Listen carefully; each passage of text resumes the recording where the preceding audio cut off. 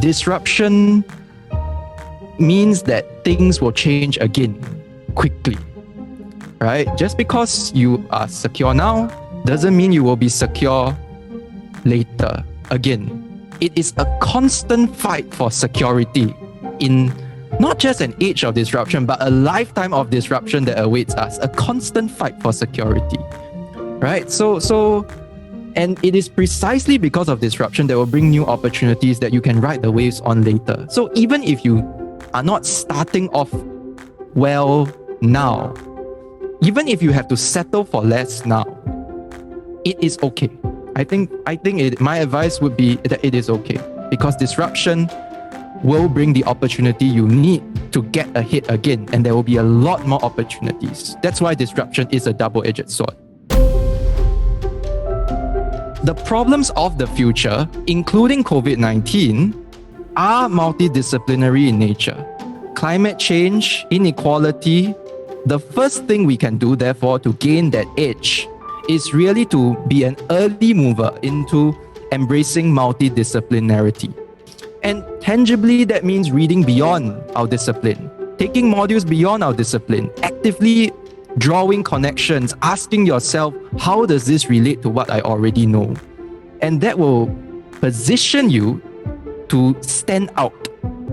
And if you think about it, we have never really been taught how to learn through our schooling years.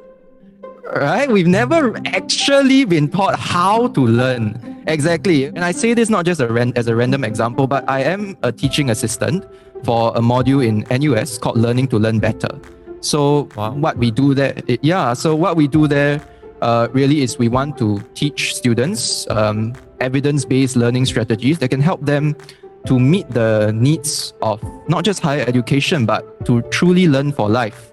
Why the most challenging exam questions are those which require the most connections, which require you to draw the most connections. That's why they are so demanding.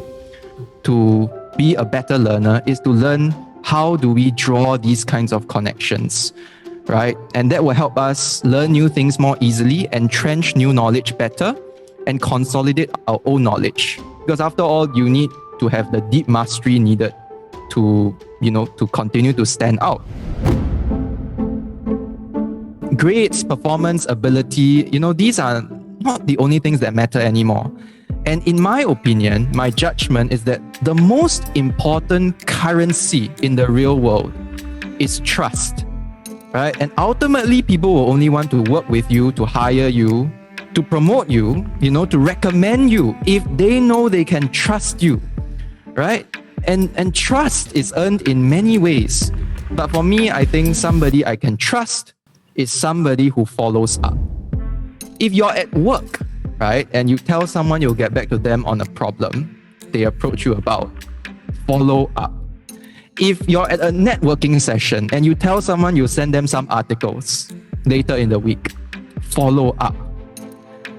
Even informally, in your social lives, if you tell someone you intend to meet them soon, follow up.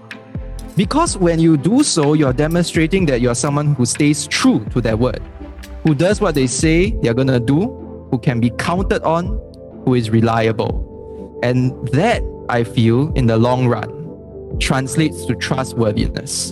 And in a world disrupted by COVID-19, which is so messy and when things are so uncertain, a person who follows up provides certainty.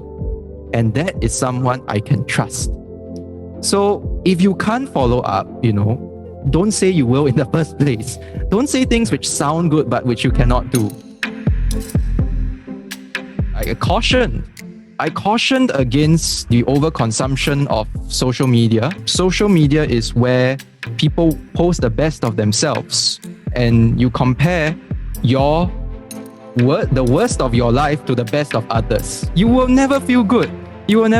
Right? A lot of people think writing is you sit down at your com and you type out something and voila, you get your commentary out. But no, a lot of it takes place here. A lot of it takes place in the pre-writing process.